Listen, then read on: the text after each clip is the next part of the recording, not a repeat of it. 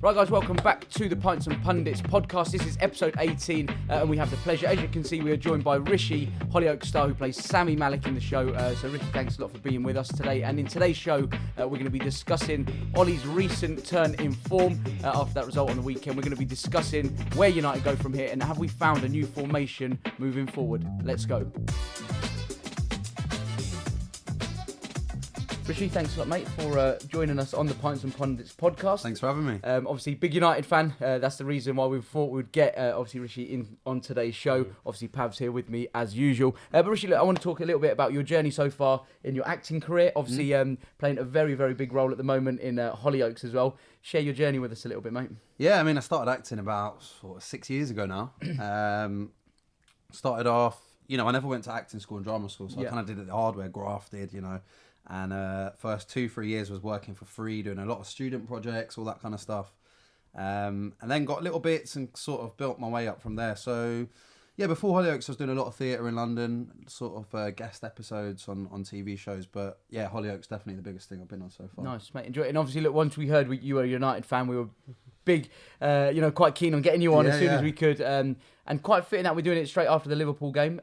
What did you think of the game on the weekend? Or let's talk about what you thought going into the game on the weekend. Do you know what? Going into the game, I mean, we were on such in such bad form, right? We just lost against Newcastle. I think I was glad that we had the international break because I was just waiting for that. Normally, international break, you're always like, I need that international break soon. I think it came at the right time for us. And going into it, I was confident, and I know a lot of people might think, why would you be confident? But when it's United Liverpool, you're going to step in. And I think we were that bad that they had no choice, that the players had to step up. Something had to change. Yeah, and, I live in Liverpool, and being a United fan right now, living in Liverpool, oh, man.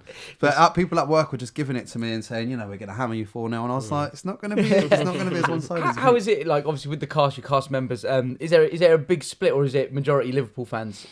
I mean, cast, it's like people from everywhere. Like, I'm from London, and, but it's the crew and all the staff there that all local. They're all Scousers. So, I've been getting it hard. And do you know what? This season, I've just had to keep my mouth shut because there's been nothing to scream about. But on Monday, I bet you went back into work maybe with a bit more of a bigger smile on your face as opposed to I did, but you know what? Liverpool fans, man, I've gone back in and I'm like, you're lucky to get a point. And all of them have been like, no, we should have won the game. I'm like, what? Did you watch the game?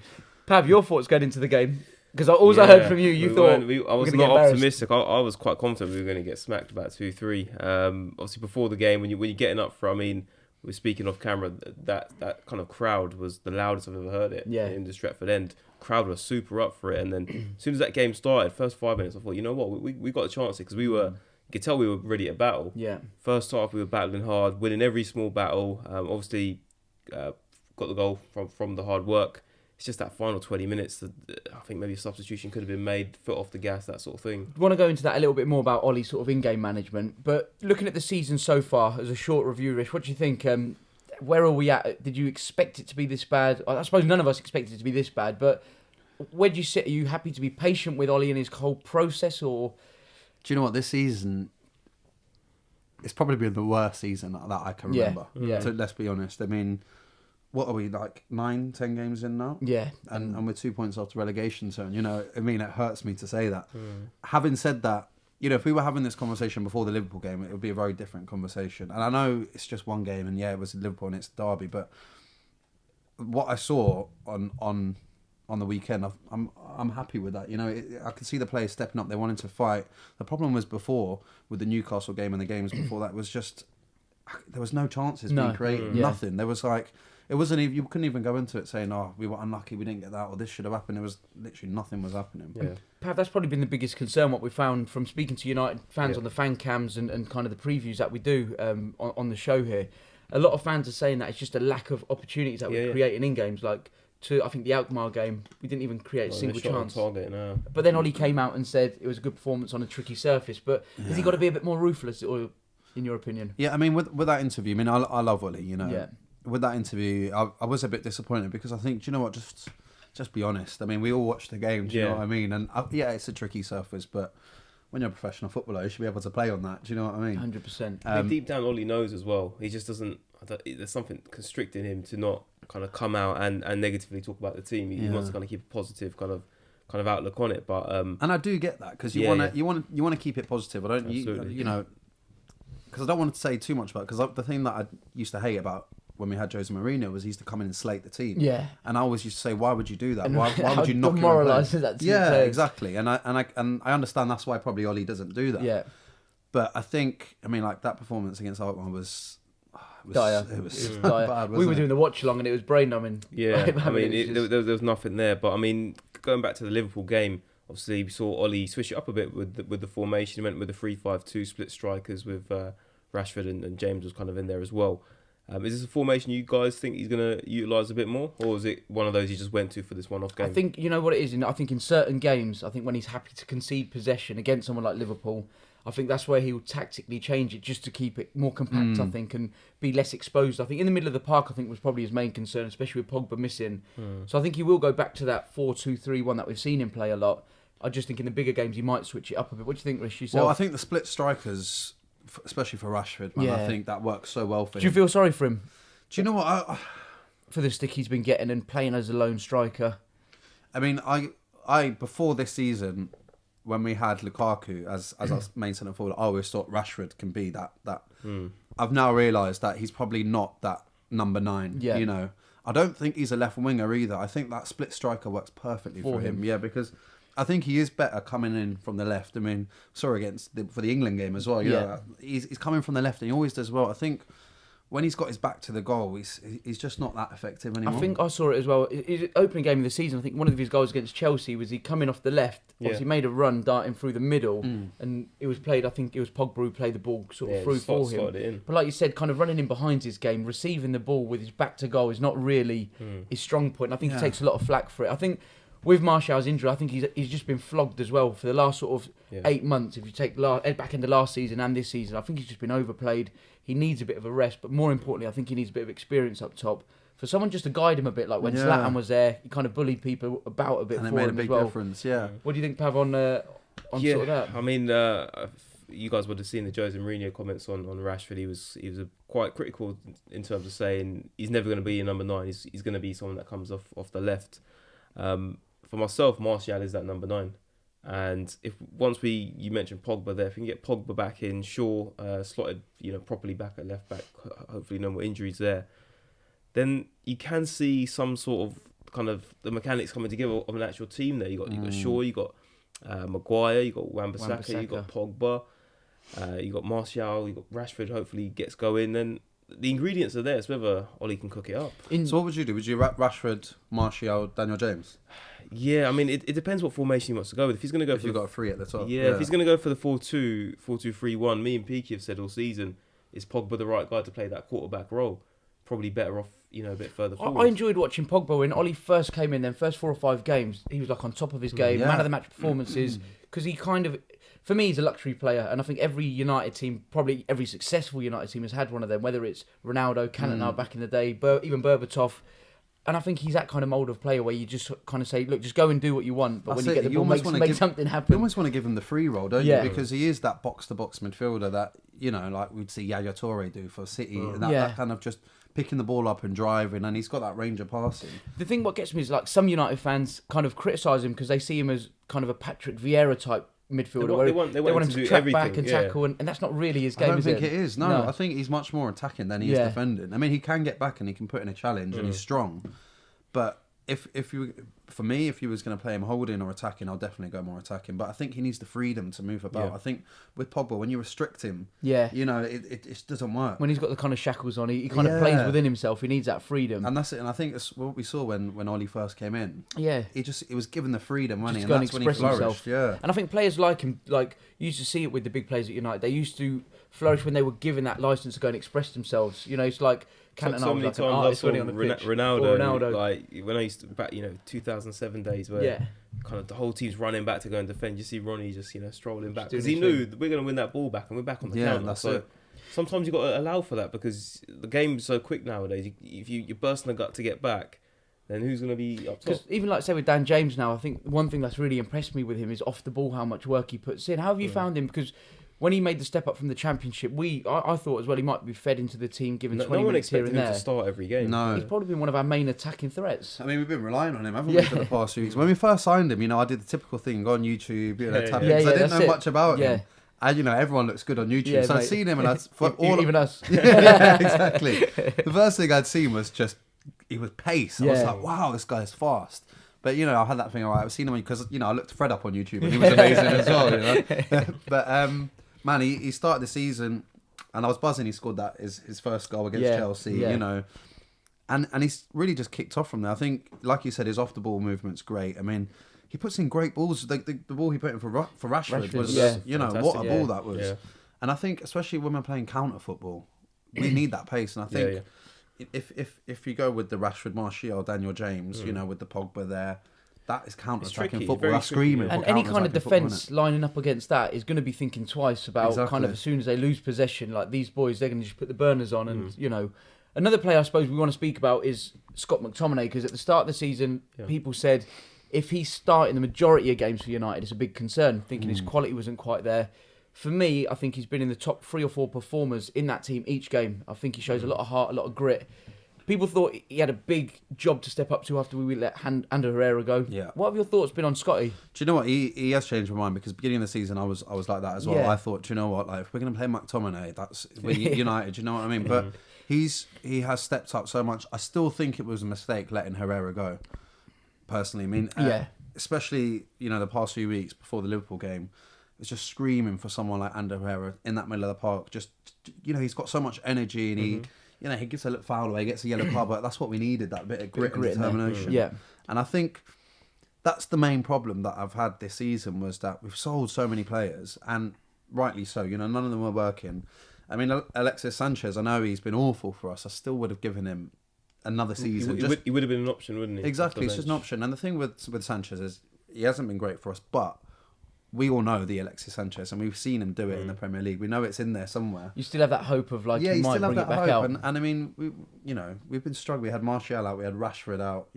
We could have had Sanchez on then. Even like with, say, Lukaku, who I know he wasn't a fan's favourite, and a lot of after he come out and said he wanted to leave the club, that's a different story. But he would have still got you goals, wouldn't he? And he does give you something different up top. He does. He definitely does. I mean, I'll be honest. I was happy to see him moved on. I never disliked or anything. I just think he slowed us down too much. And for being a team that likes playing counter-attacking football and fast-paced football, every time we'd go and watch the game and he'd get the ball, it's like it was just a step too long, or his touch was off, and it was like, this isn't working. It's not working. Yeah. Pav, what are your thoughts on... Yeah, just going back to kind of comments on McTominay, if there's one player from the whole squad who, if you ask me, who's playing, who steps onto that pitch and knows they're wearing that United badge, it's him. I mean, the way he's going in for challenges. I mean, for the Arsenal game, he cleaned out one of the players. A Liverpool game, putting himself about. In that sort of role, you don't need to be the best out there. It's just more that presence on the pitch. Yeah. If you're putting yourself about and you're showing the team your energy kind of attracts energy, and everyone else then raises their game up for that. It's similar to how kind of Roy Keane used to be on the pitch. You know, he's on the pitch, everyone gets up for it. I'm not saying McTominay's Roy Keane or he's going to get to those levels, but the sort of players you need in a squad where we're in a time of transition where a lot of the players are lacking that. I suppose the other big thing for us is that's looking in the team, the lack of, I don't know if you could call it characters or personalities, but I don't know if it's because we compare it so much to the good days where you had the big likes of Paul Lynch, you had Roy Keane in there, big players in there, and we spoiled almost for choice, through that Fergie era, and we all grew up as Fergie boys sort of through that era, where we just spoiled for choice year in, year out, picking up trophies, and now obviously in this transitional period, kind of, what's your expectation for the next 5 years, Rich? With it, have you lowered it completely, or for the next 5 years? Yeah, in terms of getting back to where we need to get to. Next 5 years, I still want to see a league title, man. I want to see Champions League in the next 5 years.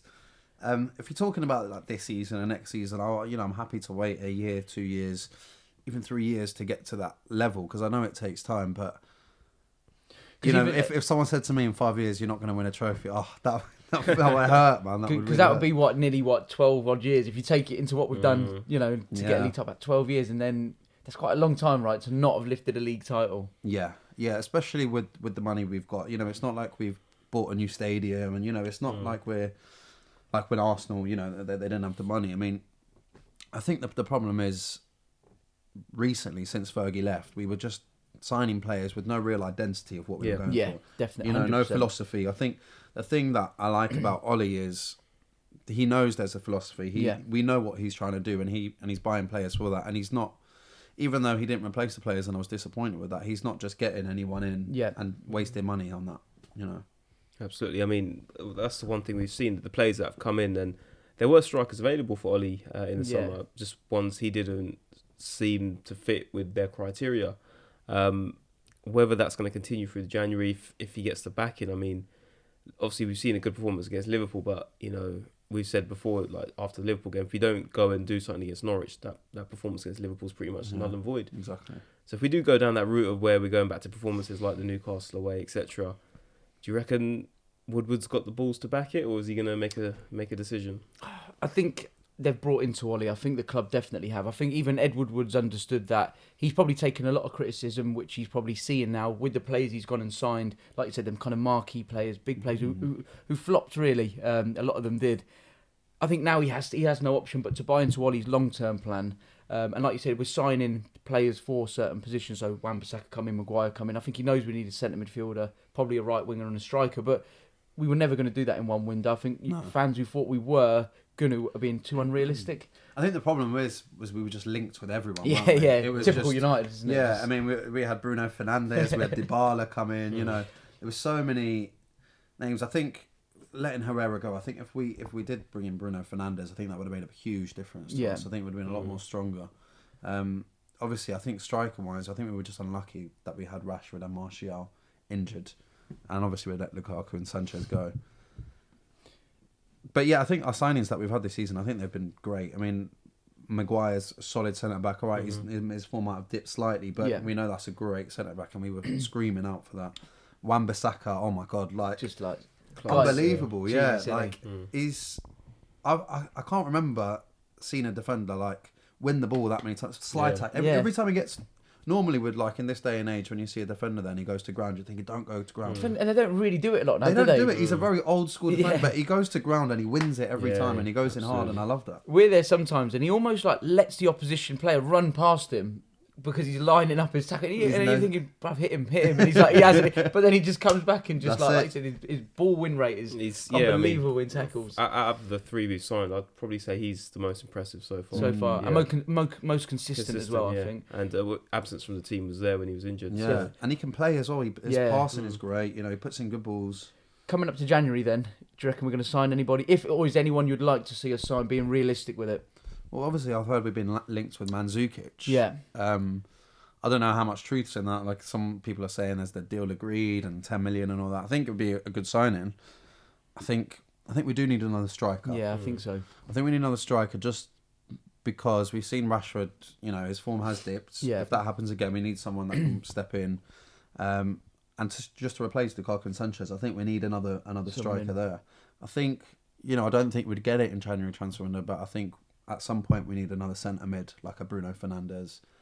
And you know, I'm happy to keep my faith in Shaw. I'm happy with Wan-Bissaka, and I'm quite happy with Maguire and Lindelof. I mean, again, it's probably not another January one, but I think in the summer maybe another centre back, because I think Phil Jones, Chris Smalling, Rojo, I don't think they're good enough. Good enough, yeah, definitely. In terms of kind of where we think the season's going to go, obviously we want to get kind of a bit of a mid-season prediction. Where you think we're going to finish in the table, and whether we're going to be successful in any of the cups. Is Europa League going to be the entry route back to European kind of football? What do you think on that, Rish? So what are we now, 14th, aren't we? Yeah. Relegation battle, 2 points above, aren't we? Do you know what? If I'm being realistic at this point, I think we could get a top 6 finish. I don't think we can finish in the top 4. Having said that, I mean, apart from Liverpool, even City have been dropping quite a few points. I know Leicester in top 4, and I like Leicester. They're a good team, but they haven't got that much depth in the squad, so that could falter towards the end of the season. And then you've got Spurs and Arsenal, who are not winning either. Chelsea obviously have picked up a bit, so it's not like the top 4 are set yet. So it's up for grabs. It's still up for grabs, but I think, you know, it all depends. I'm hoping this Liverpool game, I mean, if we got the 3 points, it would have been huge. It could have turned our season. We could have gone on a nice little run. I think the fact that we conceded in the last 5 minutes wasn't great, but the performance was good. And I suppose Ollie, he'll be drawing as much positivity and plus points out of that game to really feed into the squad going into Norwich away, Alkmaar. We've got Chelsea in the EFL Trophy as well coming up. I said 6th at the start of the season. I'm still sticking. I reckon 6th or 8th. I'm happy to accept it purely because of this whole transitional period and buying into what what Ollie's putting together. Yeah, I mean, I had top 4 down before the start, but that quickly changed. What are you thinking now? Like you said, Rish, I mean, there's so much opportunity because the other teams aren't doing it. Exactly. There's still hope. Which is surprising, isn't it? Because we thought top 3 were going to be set: Liverpool, City, and Tottenham, and then Arsenal, Leicester, and maybe Chelsea were going to duke it out for 4th. But it is quite open. It's kind of left off from the end of last season when no one wanted top 4. But I mean, I'd take a top 8. I mean, I'd like to see a Europa League run because like you said, I want to get back Champions League. He just wants to go on the piss. That's all it is. Yeah, I mean, we're Man United, man. We don't belong going away to Partizan Belgrade. We need to be welcoming teams like Real Madrid and and nothing hurts more than watching Champions League on the Tuesday, Wednesday, mate. and then the next day having to watch your team in the Europa League, especially when it's a 5:55 kickoff. Yeah, mate. You're rushing home from work. That's the thing. It's like doing them Thursday night games and then we're travelling to the games on a Sunday, and you think, okay, no. don't want to be doing this anymore.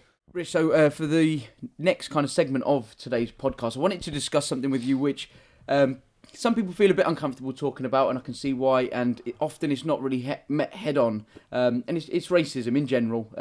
I want to talk about it with yourself because I know your recent storyline, which has been very, very big in Hollyoaks at the moment, is based around kind of racism and stuff. We've seen it, unfortunately, in football as well. Yeah. It's been well documented, well highlighted recently. It is a big shame.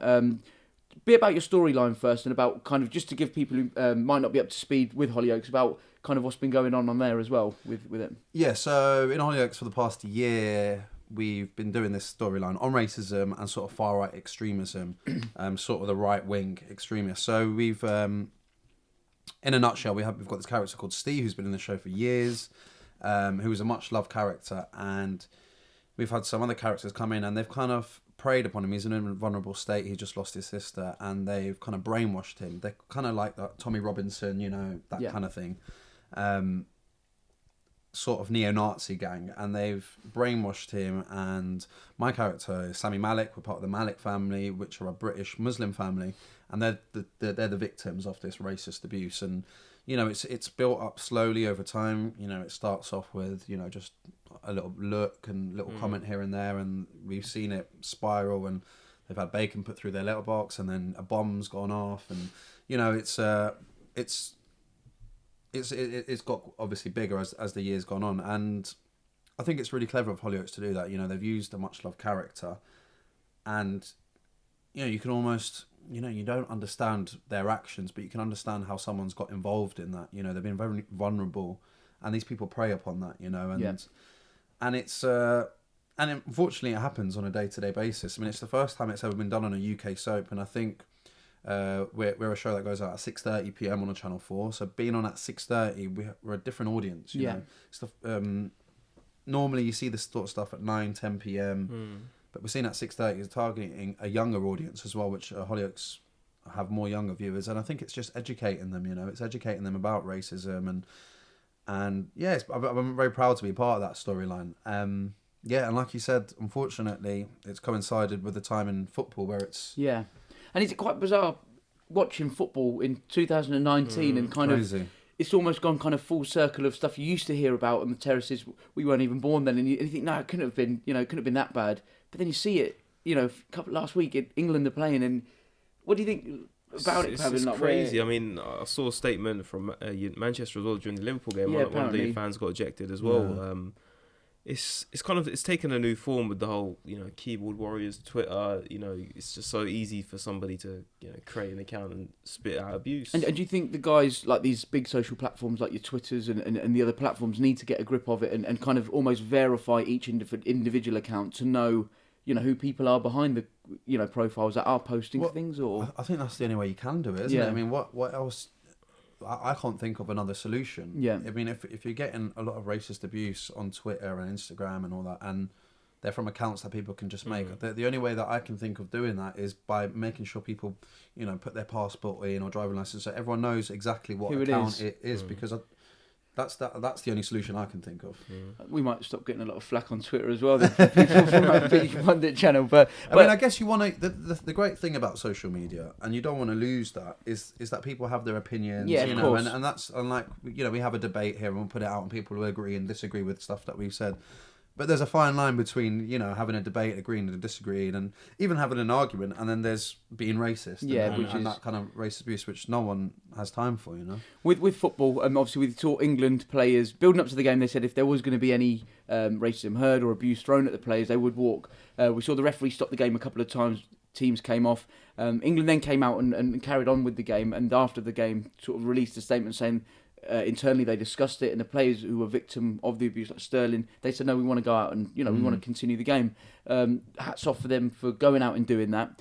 Do you think it would have made a bigger statement maybe if they did forfeit the game, or just did come off and say, look, we don't want to go back? Or do you think they took the right stance by getting back out there and letting their football do the talking?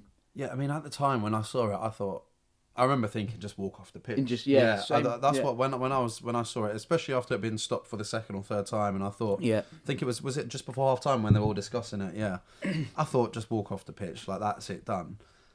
But then we got the result and it was 6-0, and I thought the best thing about that was when I said they're walking off. Yeah.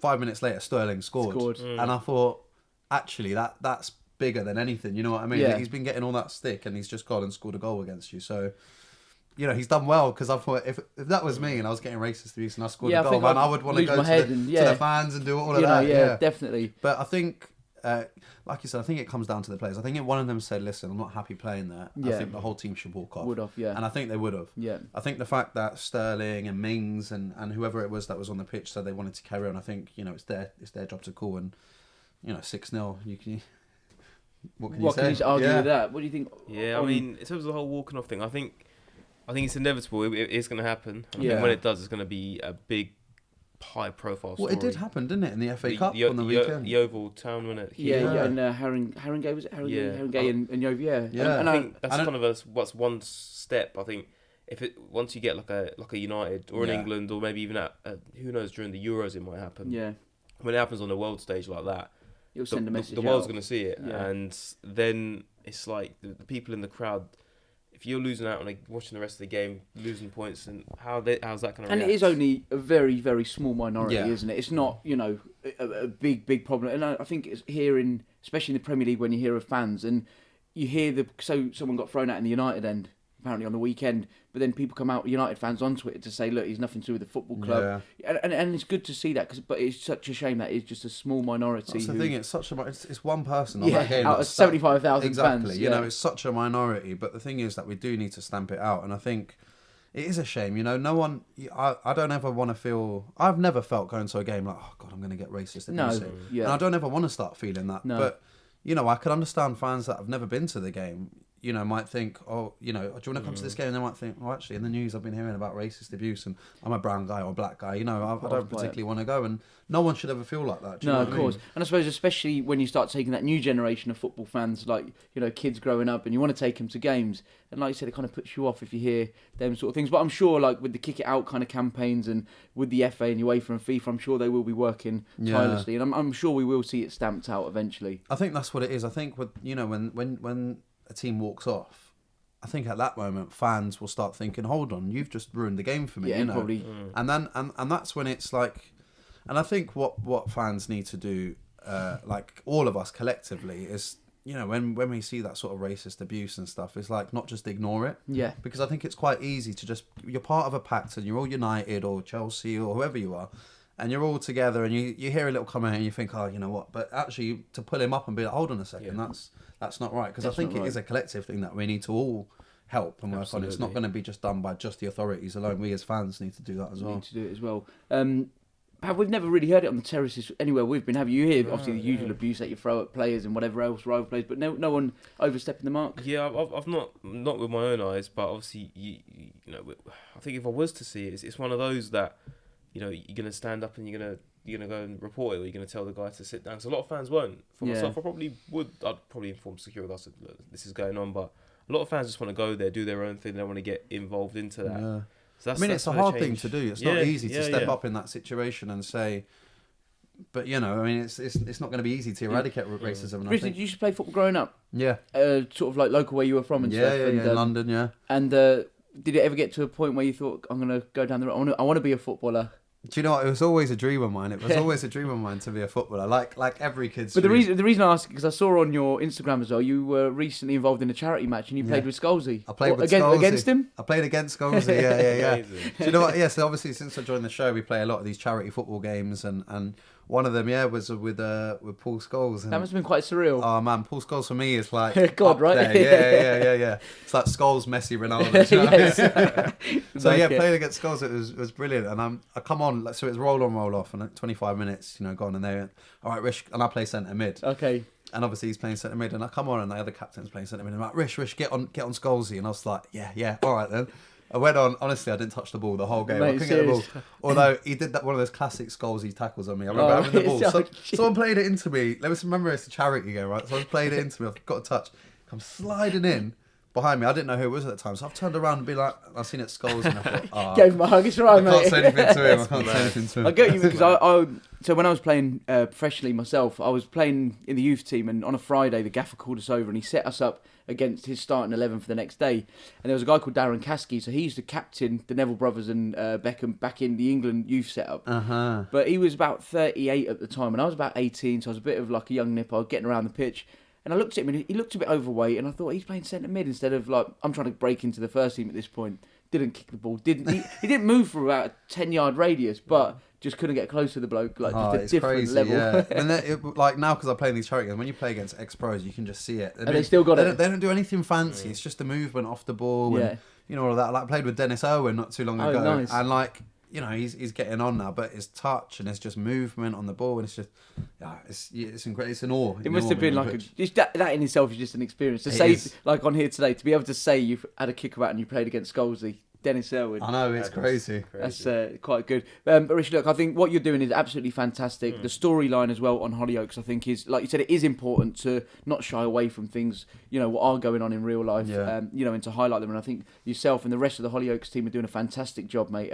So continue to inspire. I'm sure many people who are tuning in inspire us guys as a British agent to break into a profession, whatever field it is. I think it's really inspiring for us guys who are new in what we're doing, but to look up to people like yourself, I think is important for us. So, mate, thanks very much, and thank you very much for giving up your time and joining us. Pleasure. Here really on enjoyed here it as well. Hope you guys have enjoyed tuning into this week's podcast as well. Don't forget, if you haven't already, you can check out the project range by Duck and Cover, and the link is in the description of this video as well. And if you haven't already, don't forget to hit the subscribe button and join the journey. But we'll be bringing you guys a watch-along, match preview, and obviously fan cams from Norwich on the weekend. But thanks for tuning in. Thanks to Rish once again.